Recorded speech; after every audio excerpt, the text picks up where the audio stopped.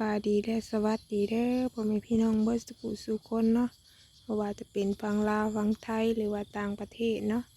ก็ยินดีต้อนรับเข้าสู่ช่องบุญมีชาแนลคือเก่าเนาะพี่น้องเนาะโดยมาในมื้อนี้สาวบุญมีก็ได้ลงมาเกี่ยวข้าวเนาะพี่น้องเนาะเกี่ยวข้าวยามเช้าเนาะแต่ว่าก็บ่เช้าปานใดเนาะ 7:00 นเข้า 8:00 นแล้วแต่ว่าแดดก็ออกแห้งพี่น้องเอ้ยพุแดดเนาะ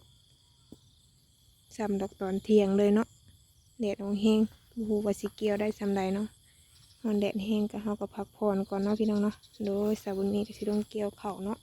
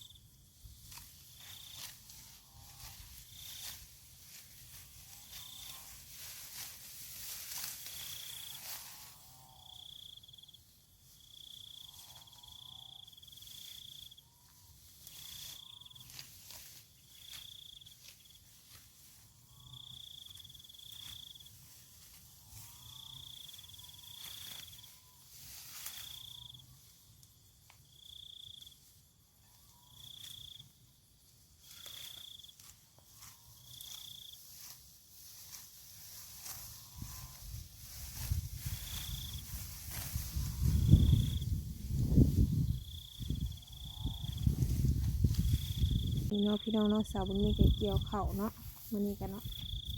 อยากสีเดือมๆเนาะแดดแห้งบ่รู้ว่าสิเห็นหรือบ่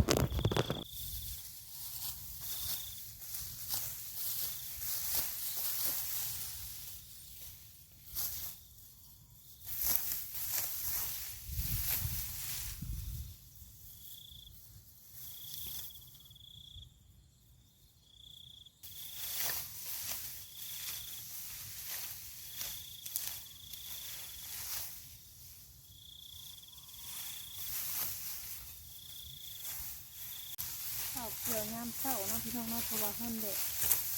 ดขึ้นแต่เช้าเลย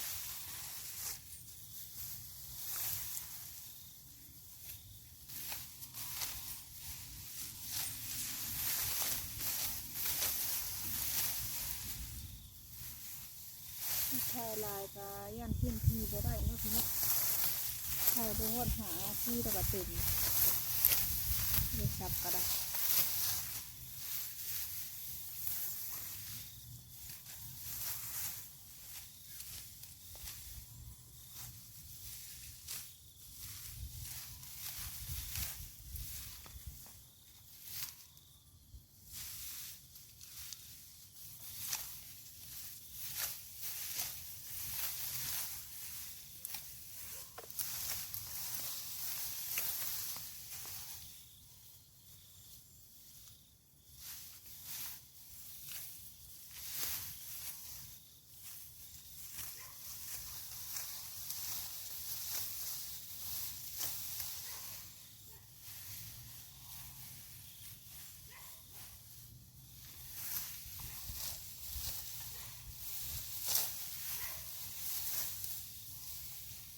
ว่ามีเกี่ยวเป็นกำเนาะมันมีต้องเกี่ยวเป็นพรน้องเบิ่งกันฝนตกค่ำพี่น้องเลยฝนหัวกระยองยุดเนาะในว่านี้ไม่ได้ใครตกอากาศยังร้อนอยู่เดี๋ยวจะเข้า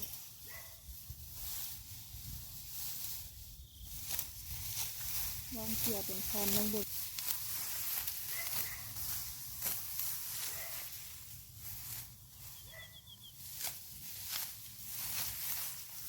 โอ้